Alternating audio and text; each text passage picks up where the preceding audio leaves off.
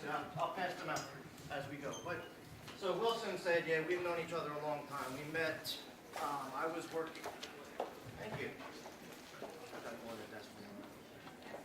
So we met at Camp Attainments right here in West Milford.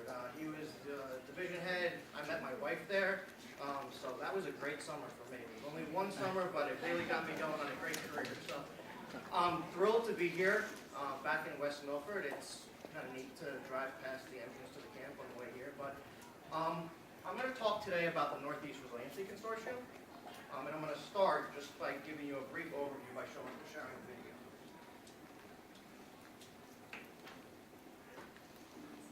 We are the Northeast Resiliency Consortium, 7 community colleges dedicated to training resilient workers for resilient East Coast communities from the hardwood boardwalk of Resilient City to the fun of the borough of New York, wheel around the churning interchanges of Connecticut to the shipyard of Boston Harbor.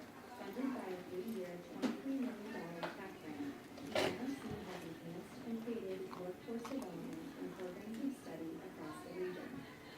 At the center of our name is our core value, resiliency, an individual's persistent development and application of knowledge, skills, and resources that effectively help one adapt to change and overcome adversity. Not just a framing idea, resiliency is a tool for our students, instructors, staff, and our institutions. Resiliency comes down to the practice of 5 competencies: self-awareness, critical thinking, adaptability, reflective learning, and collaboration.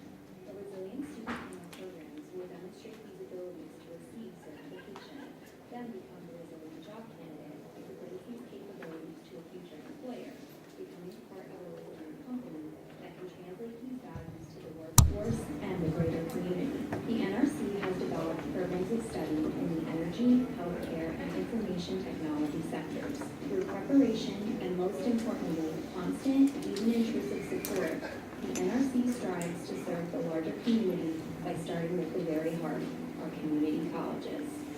To learn more about the NRC, visit northeastresiliency.org.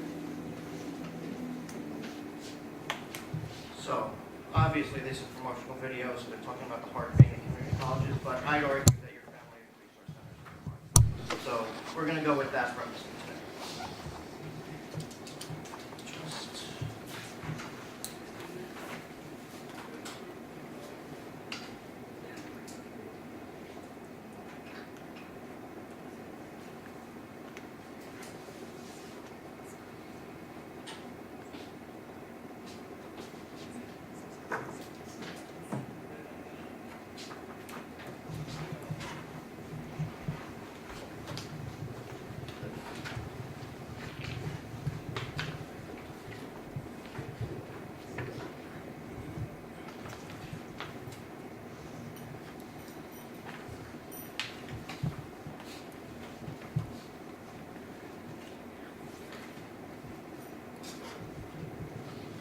Okay, so you might be asking yourself now, like, what the heck does the Northeast Resiliency Consortium have to do with collaboration and times of change? So, a little over 3 years ago, the Department of Labor funded 7 colleges in the Northeast to build a more resilient workforce. And a partnership came together that included all of these different partners. And you'll notice when you see the different partners that are up there, who's at the top? Students, right? So we had Achieving the Dream and National Network, Carnegie Foundation for the Advancement Teaching. They're experts in strong teaching in math and contextualized learning. And then you have the 7 colleges plus employer partners, etc. But the thing that I want to get across today is that when designing collaboration, when focusing on a project, that you're starting with that top piece, right? So when you're building stronger communities, you're looking at the families and the children that you're serving that where you start. So we came together and, a grant was written, and they hired me after the grant was written to come and put this big project together and put all the pieces together. And one of the goals for the consortium was to build a more resilient workforce. And we kind of struggled with that. And we said, we start with the institution, do we start with the community, or do we start with the students?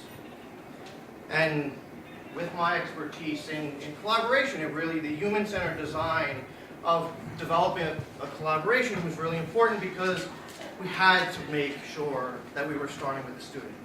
In that, we're going to make them more successful, and that'll make the community more successful, and that'll make the institution more successful. And we really focused on 3 sectors, as you saw in the video, but by starting with the student and identifying a way that we could build their competencies, we were going to help them be more successful and make the community stronger and the institution stronger. And interestingly, so here's the purpose: build resiliency by strengthening the capacity of those 7 community colleges, and by taking unemployed and low-skilled workers and giving them the skills to get back into the workforce. And in short, to build a more resilient student population and workforce. So then we said, how exactly are we going to do that? And it came down to some of the things that Dennis was talking about earlier. And what are competencies that they can use in order to be more resilient? So we reached out to employers. And we brought employer partners in, community-based partners like the Family Resource Centers, and we said, what are the competencies that individuals need now more than ever before? And, I take away the word resiliency for a minute and almost marry it with collaboration. Because it's the same thing that families need. When we talked about having a more resilient workforce, it's the same thing that, as a parent, that I need when I know that I have 2 struggling kids at home that are trying to do better in school, and then I need to find the resources for them. So I need these competencies too. And that's kind of what I'm going to share with you today, is that these competencies aren't just for a community college student or somebody that's entering the workforce, but they're for everyone. And these are the steps that we took in order to build this collaboration. So you start out by gathering the background information, and you talk to your employers, and you identify where the gaps are and what different areas that they need to address.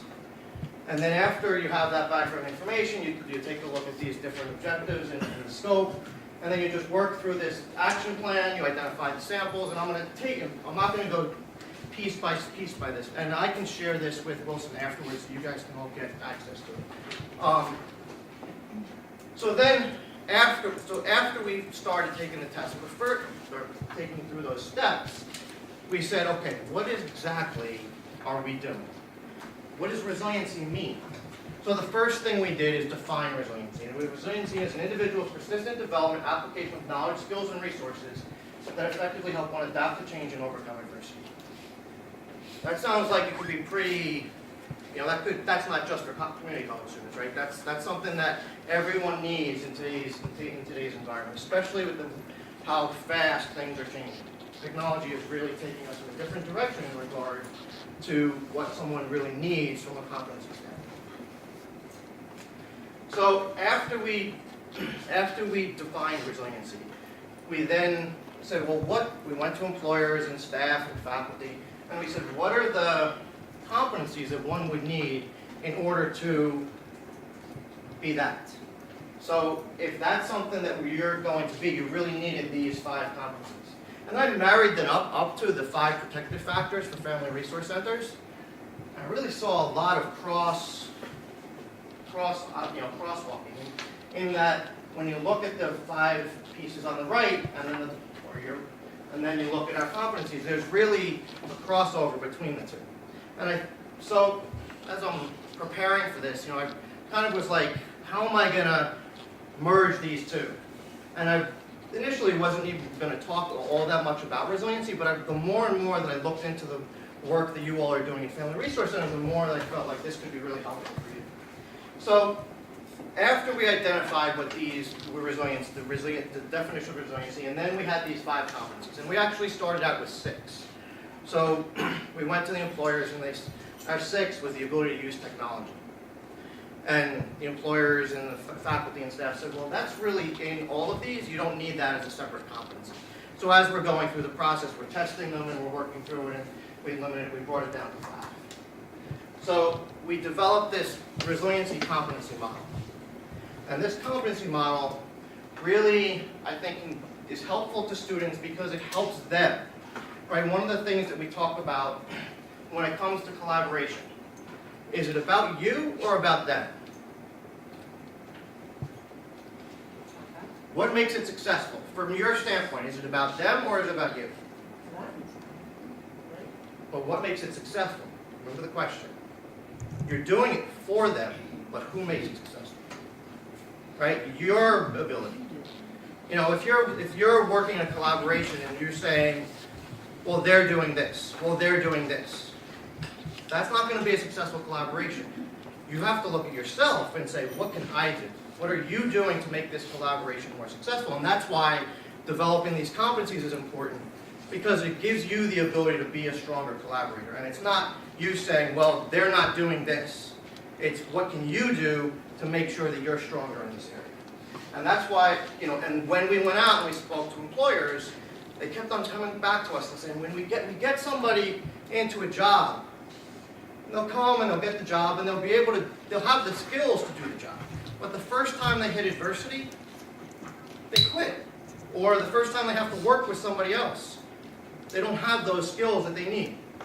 So these are the kinds of skills that someone needs in order to work effectively with others, and it fits really well with, and because of the rapidly changing environment. So this was developed by the consortium, this resiliency competency model, and actually on your pens is a link to where you can pick this up. So the first one was critical thinking. Purposeful use of reasoning to identify strengths and weaknesses of alternate approaches in diverse situations. Think about how important that is when you sit down with partners to be able to have that competency. And then there's some example actions on things that you need to be able to do in order to obtain this competency. It focuses on relevant and unique factors, proposes alternate options and strategies using analysis and evaluation. Am I driving you crazy with the video in the back moving around too much? You're okay? Okay. Makes informed decisions, analyze situations for opportunities and challenges. So this is, you know, having these competencies is really important to be able to effectively work with others. Adaptability. This one may be the most important one that we found when working.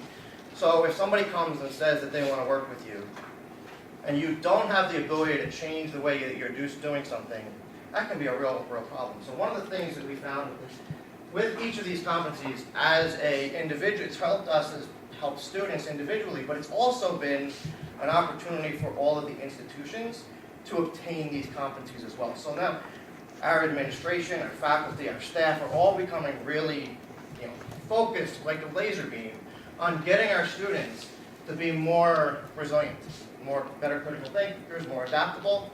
But one of the things that what happened along the way is that we have institutions that are so much more adaptable. So LaGuardia Community College gets approached by the National Association of EMTs and says, we're not training our workers well enough to deal with the emotional effects of trauma.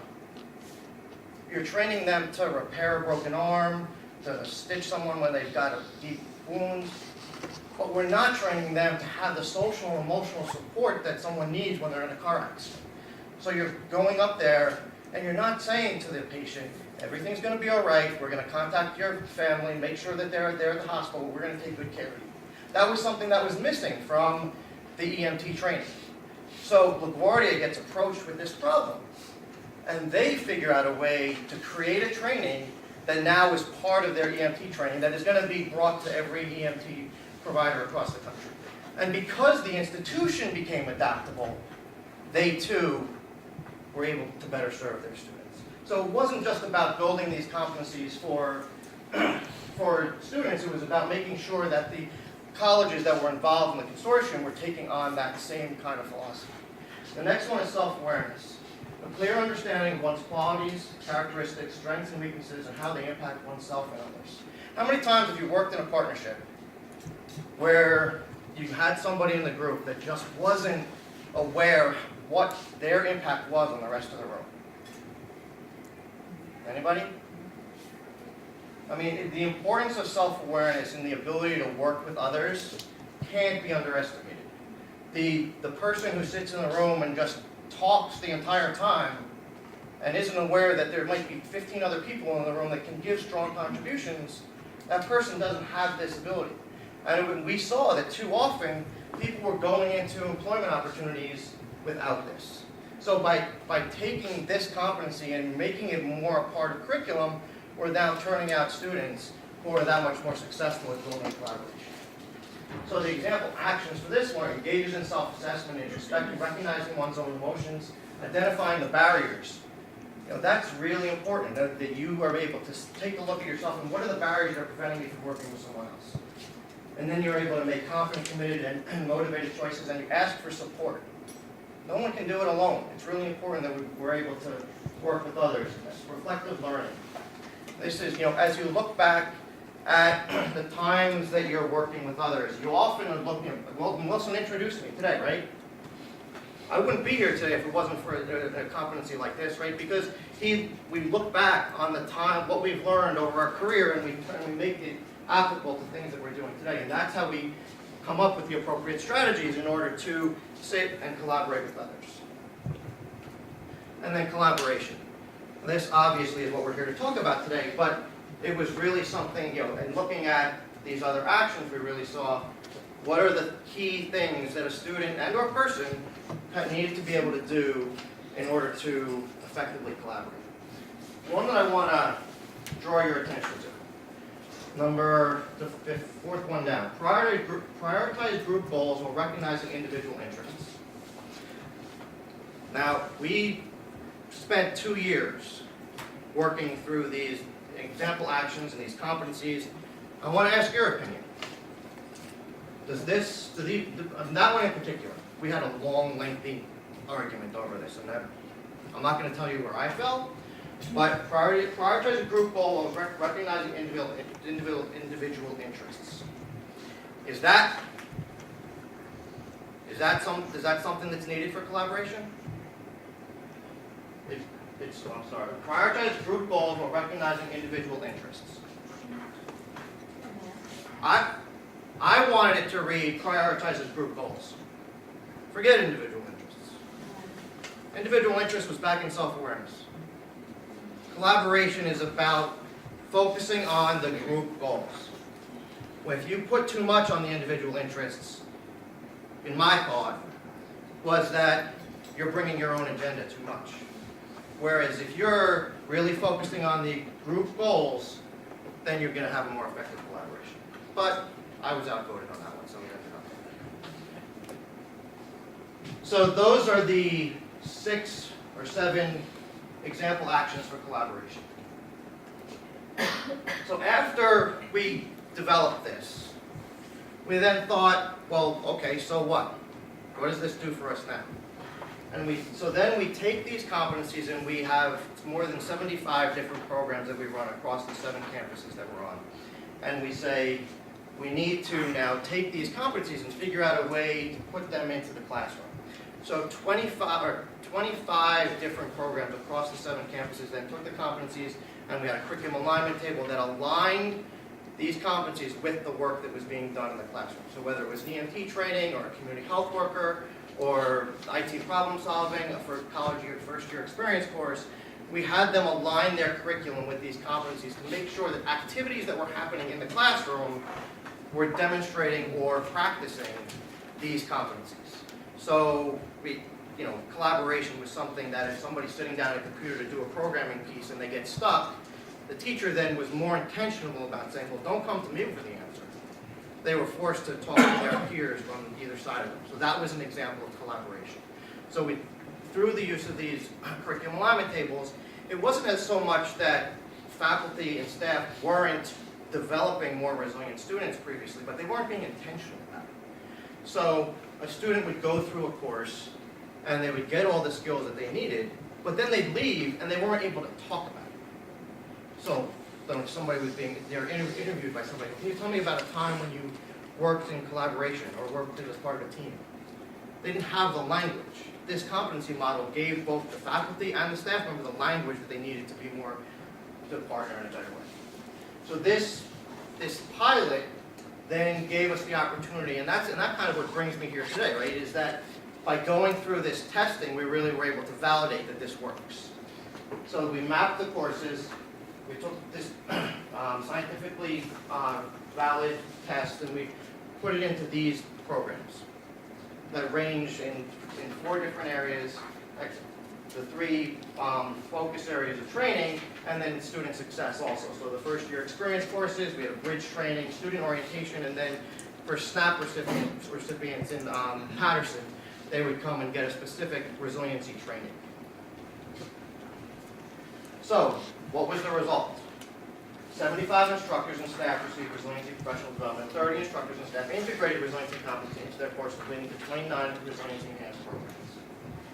And in the year and a half that we did this, we served 1,632 students, and 78% either we were retained in their program completed.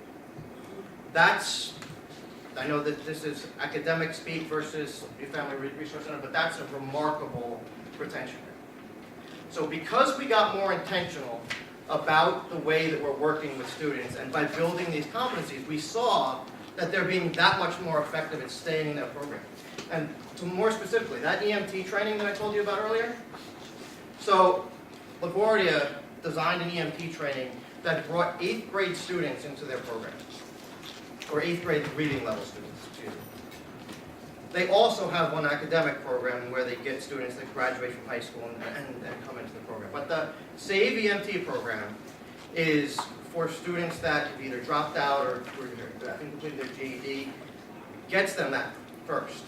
So they get that student support, they're in an EMT program, they're getting basic skills.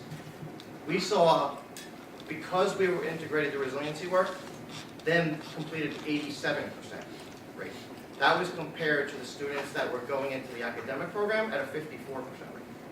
So because people were getting those 5 competencies and building the support, whether it was through a mentor, a success coach, or in the classroom, we saw that students were being that much more successful. And then they were being able to go out into the field and better serve the people in the field as well. That's over a period of 1 year or 7 years? Or? That, 3 years. Well, I guess it was 2.5 years, so it was like 6 cohorts in that time period. So, so we built a community of more resilient students, faculty, administrators, staff, and institutions.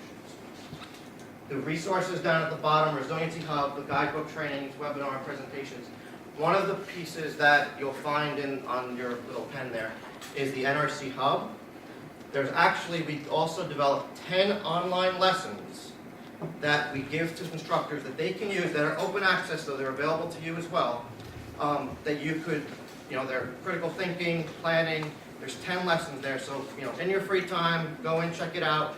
You can request to use those lessons. And we find that those lessons are really useful, not just for faculty, but like our job developers. So if there's somebody that's trying to build competency with one of their students that they didn't get something in the classroom, a job developer might use one of those lessons. It starts with a lesson or a game called DOT. It's basically what it is. It's a AI character who's trying to become more resilient, and the student is developing the resiliency of that DOT, the AI character. And then once you go through that game, it puts you can then choose different lessons based on how you do in that game. So, that's what the Northeast Resiliency Consortium did, and that's how we really saw success. And what were the keys to our ability to do that? So, the one thing that I said earlier, before I even get to anything on this screen, is that we started with who is the person that we're trying to serve. So when we're all debating on whether or not we're making it a more resilient institution, whether it's a more resilient, community, and one of the things that just to backtrack, all 7 communities had been hit by either a natural or man-made disaster. While the project was being developed, the Boston Marathon bombing happened, which kind of brought this idea of resiliency to a forefront. So when we're sitting down in Atlantic City and we're talking about the terrible things at the time that were happening in Atlantic City, we were like, well, are we trying to build up Atlantic City, or are we trying to build our population? Are we trying to make our students stronger so that they can then be the contributors to rebuilding the community? So we really then decided, okay, we're going to focus on the student. So in the case of family resource centers, where would you start?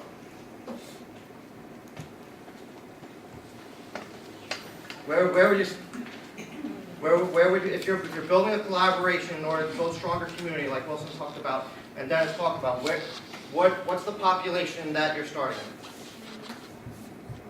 Anyone? Right, right.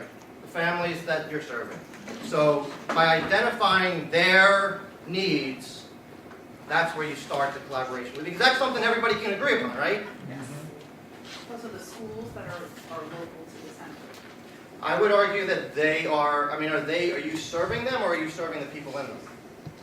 You're serving the kids and their families after school. Right, so I would say they're a collaborative partner, and that by focus, so then, if you can then agree on who you're serving, the children and families, in our case it was community college students or entry-level workers, then that's your like golden nugget, right? Because that's the ability to say everybody can agree that our priority is the children and families that we're serving. And that's the most important piece of collaboration, is identifying that one thing that everybody can agree upon. When we're building a more resilient student and we're saying that we're going to make a more resilient workforce, we really struggled with this. Was it about anybody other than the student? But we got hung up on it. And when you're in 7 communities in 4 states, and you have these different systems that all have different agendas on how you're doing your work, we had to find that one thing that was going to bring us all together. And the thing that we could agree upon is that we wanted to help our students be more successful. And in the case of Family Resource Center, it's helping children and families be more successful or stronger to prevent child abuse and neglect. Does that sound like it summarizes it? So, that process of identifying what your area is, or who the population is that you're serving, really helps to build that trust, because it brings agreement to the table on who your priority is. Then the next step is identifying the opportunity, problem, or challenge. So we agreed that, now this is going to get into what I'm going to ask you guys to do next. We agreed that children and families are the client or the focus. So what's the challenge? And then what's the process that you're going to take to address that challenge and bring it back to the beginning, focus on who you're trying to help. So, again, just a reminder, these were the competencies that we identified that were really important to helping students be successful. In your room at your table, I'd like you to answer these questions. Take a few minutes for each one. I'll give you 10 minutes.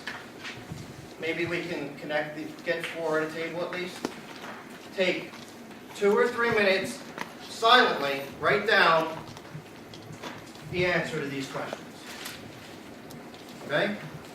This is good. This helps you develop the process for collaboration. So if we could, maybe bring these chairs over here. Here you've got 4 already. Or you can turn around, but there's only 2 here and there's 2 here. So take a minute. You've got paper in your folder, inside your folder. Without talking about it at your table first, write down your answer to these questions. What's the opportunity, problem, or challenge that you'd like to address? Who are you trying to help? What are the barriers and what resources are needed?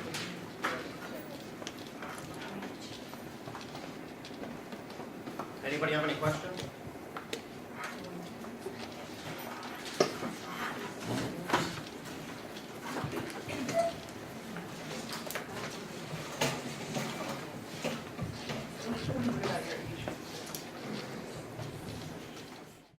I come to these meetings and too often it's somebody talking at you all the time, and the best value you can get is when you talk to people that do work like yours. So the more time that I can give you to do that, the more collaboration happens. So my philosophy on collaboration is let's get to work as opposed to being taught that. But I want to share something with you. I was at an event last week called the Global Engagement Forum, where we met in DC and we talked about big problems. One of them was closing the skills gap, another one was treating preventable diseases, and another one was post-harvest loss. We talked about these 3 big problems. And they started off the conference by showing a video about smallpox. Now, I don't know how many of you are familiar with smallpox, or the devastation that it did many, years ago. The millions and millions of people that died as a result of smallpox. I knew about smallpox, but I had no idea how it was eradicated. It was eradicated because of collaboration. You know the two countries that led that collaboration? It's very ironic considering the political climate right now. The United States and Russia led the collaborative group that included countries from all over the world to eradicate smallpox. They provided the leadership, but the boots on the ground were children. They put children to work that spread the efforts to eradicate smallpox. Now think about the scale of that problem. Like, that's something that was affecting our world. And because of collaboration, it gives me goosebumps to think about it. Because those are the kinds of problems that are solvable, that with the right kind of work, and it starts with tables like this, that big problems can be solved. I wanted to share the video with you. It's 5 minutes long, and actually I just got it while you were talking. And it's not public, so she said not to share it. But I could have, she said she would have allowed me to show it, but not to then share it. So, talk to me. Can anybody want to volunteer about what they talked about at their table? What opportunity, problem, or challenge? I often like to think about the word as an opportunity rather than a problem or challenge. When you're faced with a problem or challenge, looking at it as an opportunity. Anybody want to volunteer to share what their table talked about? So Why don't you tell us your name? I'm Melissa Deleo Million, and I'm from the area, West Milford, and I collaborate through Wilson's Center in West Milford here. Highlands Communities. I don't know if you got that. I kind of get nervous, so I get lower. But so anyway, so we had different opportunities to help the communities here. So within my community was to empower the families to trust other people and to build self-esteem, to give them the confidence to be able to get the skills that they need and to support them. And then there were issues like immigrants and becoming a citizen and the barriers to that, and also safety, to be able to get the families to the center, because it's very dangerous on the streets, so it's hard to get people to come to the centers because there's two different gangs on either side. So the location is a challenge, and being able to help them. Do you want me to go through? Sure, we'll go. Okay. You're So doing great. the people that we're trying to help, obviously, are the immigrants coming into the country, and families in the community. The community that I'm trying to help, support, is a community that is very tightly knit, and they've been here. There's a lot of history up here with mining, and they've been here for hundreds of years, and there's stereotypes that still plague them, the community, and obviously, I said immigrants and children, and the barriers. Some of the barriers are for the applications.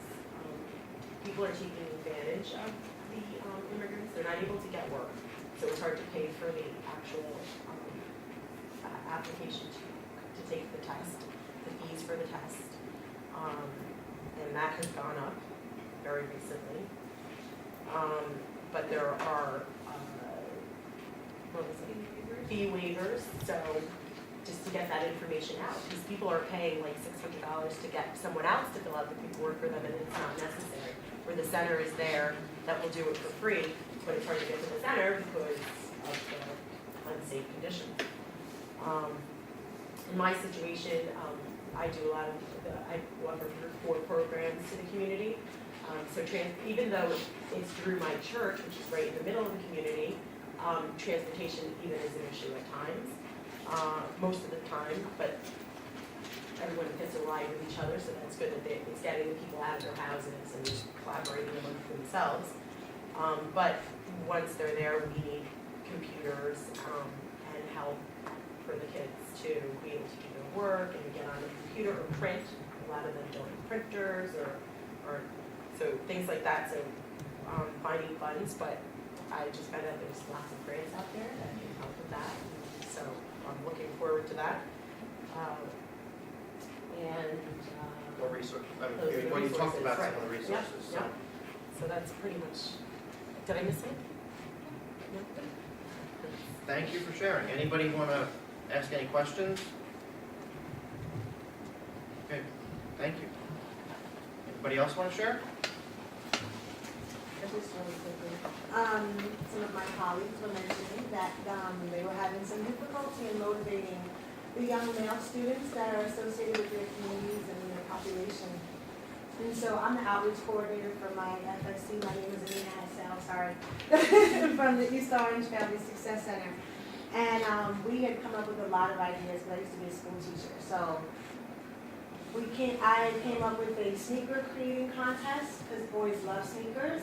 And because you have Converse.com and Nike.com, a lot of them, they can make their own sneakers. So we decided to create this kick creation contest because in the hood we call sneakers kicks.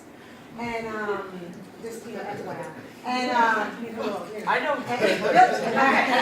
And then the winner, we bought the sneakers for them. Like that was the prize, that they got the sneakers that they designed. But we had a panel of adults to evaluate it, and it was really great. It really made them come in and work hard consecutively. We did it for a month, so they came in like once a week consecutively, but they wanted those sneakers, so they were there. You know what I mean? Then another project we did was create your own superhero comic book. Because boys love superheroes and they love sci-fi and stuff like that. So I was like, okay, let's go. Use your imagination. What do you have? Show me. What can you do? What are your abilities? You know, all those types of things to get them motivated to want to come in because they won't. they just won't. They fall through the cracks. Next thing you know, I'm getting a phone call that, Raheem is in jail. So where I'm from in Essex County, we have a very compact community. We're not spread out at all. Everyone's on top of each other, and with the children, we're trying to motivate them. Not West sort of Milford. keep them like herded so that they can be safe and have a good environment, a safe environment to be creative and explore themselves and build their self-esteem and all that stuff. So those were two things that I created to get young boys motivated to do, just to come into the center, just to come in. And then they can get resources from there. So they can get books and they can get tutoring if they needed to, or whatever it was that they needed. I'd snatch a couple of them on the side, like, how do you make it up? What's going on? Can you meet them? Is it how's mom and dad? What's going on? And then we find out what they really need, like they don't have coats. Okay, I'm gonna get you some coats. But I don't know that unless you come. I have to find a way to make you come. So I make that debate, and then they come, and then I can figure out what you need, and then give you what you really need. So. Thank you. Anyone else? How about this table? We talked both about the immigrant population and transportation being a barrier. We talked about the families that we're trying to help, of course, with families that we're serving. She also works for nature programs, which is about specifically working with students and getting them exposed to nature, especially at-risk youth who may not have the opportunity to come to a lot of programs. And then, of course, transportation being an issue. And so we did talk about transportation a lot. We talked about the special barriers of the immigrant population that we're all seeing in light of current political issues and their fears and how those barriers are increasing daily for them. So, of course, talked about funding being a huge barrier, and even people that collaborate with getting funding. That's makes collaborating harder when everyone's going after the same money available. We're also getting cuts themselves. We talk about space sometimes being a barrier, as well as staffing and staff capacity. A lot of our full family success centers are built on a level of service of 250 families, but most I know, like mine's serving 1,500 families a year. So, you know, Where are you? we're Warren County. But that's true for many centers serving over 1,000 families a year. So the funding given, we're now 5 times that amount of families that are coming in. The staff capacity also being a barrier to meet all these needs that the community centers need. I talked about in my county, we've been around, we'll be around 20 years next year. We have what we call Community Links. It's a collaborative project that we started in 1998, and it's a group of 45 Warren County-based programs, and we meet monthly just to talk about collaboration, how we can work together, how we can share resources, reduce duplication of services, brainstorm when we do have a case or family that we're unable to help, so that we can work together to solve these problems in our county, and that has been such a huge resource to us. We can't do it alone, we need everyone at the table. So we started that years ago, and we still have that running every month. So for me, it's a huge resource. Anytime I'm faced with a situation and we just don't know quite how to help, we bring rates and collaborators here each month and we talk about, well, maybe I can do this piece and maybe do that piece and do that piece. And then sometimes by the end of the meeting, we figured out a way to come at that challenge. So, I hear a couple of things. One being, it sounds like transportation is a real challenge, and I'm wondering what transportation partners could be at the table when it comes to collaboration. Getting back to the commissioner and saying, this is a challenge that we're all having in regards to family resource centers, and how can we get New Jersey Transit to the table to be part of both addressing this issue. And thinking that big, don't limit yourselves on where. One of the things that, in coming here today and talking about the Northeast Resiliency Consortium, but then turning it back to you, is hearing your stories, right? That's one of the key components to collaboration. When you go back to that previous slide and you're talking about building trust, just by sitting at your table and telling your story and sharing it with the other people at the table, you're building trust. And that's, kind of what one of the things that I come back to in regards to, these different steps in regards to building collaboration is having your story be told. And then the story of the people that you're serving. That's really, once you have that story piece, then that brings people together. I just wanted to address you really quickly. You can hit up New Jersey Transit. They have a division where they will give you discounted bus tickets. Yeah, we do all of that, but Okay. in Warren County, our public transportation systems, the transit, all of those things, have in the past 4 years gone from this to this. I mean, like the times they'll offer transportation, the places that they'll offer it, the purposes that they'll offer it, all those things have changed probably 3 or 4 times just in the past 5 years. At our Family Success Center, I was telling them, we purchased 2 passenger vans with our startup funds 10 years ago. But after 10 years, we can't maintain the cost of our vans anymore. They're both sitting now in the parking lot needing $10,000 worth of repairs. So, there's lots of challenges, and ways to look to the future to collaborate and find partners that help us pay for the, well, the vans aren't even worth it anymore, but that we're putting $5,000 for 92. Yeah, look into some more grants. Get more grants, so you can get specific grants to fix those vans.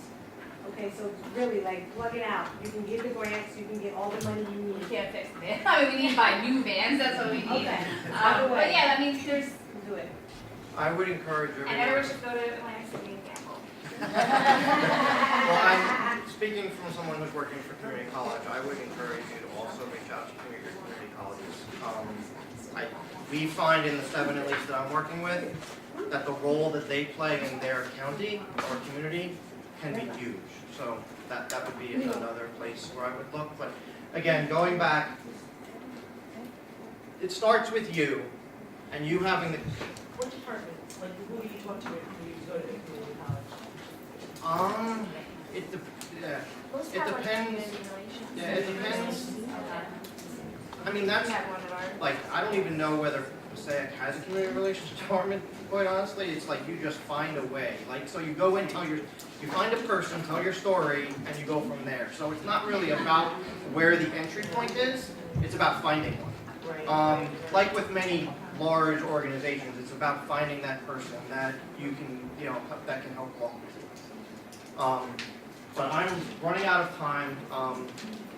Start with you and being able to put yourself in a position to be, or have those competencies, but also be putting the agenda of the group before yours, establishing that trust with stories, and by focusing on one problem, identifying, or one population with one problem. And then from a process standpoint, there are so many, I didn't want to get stuck in a process, but by, talking about the things that we talked about today, that's the beginning of your process, right? And then, there's tons of different tools that you can use in regards to, once you have the group together, taking them through those steps. Okay, what are the barriers? What are the resources we need? How is it helping the population? There's a lot of different tools that you can use. But again, that's going to be up to your group. The model that I like to use the best is this one. John Cotter does a lot of work in change leadership. And by starting with the sense of urgency, and that's really, by identifying the people that you're serving, the problem that you're addressing, that's the process that I use. We're running out of time. The leading collaborators, that's you in the room. And then planning, we started to do that today, by putting, identifying what the barriers are in the process. And then you're getting an army of volunteers. So you get that small group that are the leading collaborators, but then you build that larger team. Then that team that helps you address the barriers, the importance of celebrating success along the way. There were 4 recognitions given out today. I encourage you to find small successes continually. So not just there, but anywhere that you can find ways to celebrate success, that's going to help to continue to build the sustainability and the ongoing change. And then and the reason that this is in a circle is this is one of those things that just continues to move as you go forward. Again, this is kind of the model that I use, but you figure out for yourself and your organization what's going to work best for you. I thank you all for coming today. This is one of the tools. This is just that's on the pen again. That's the hub that has the lessons on it. And then, does anybody have any questions? How do you get into your program? Like, do you have to be a high school graduate? I think you said no, or? There are, my role is, I'm the director of the Northeast Resiliency Consortium. My office is in Patterson.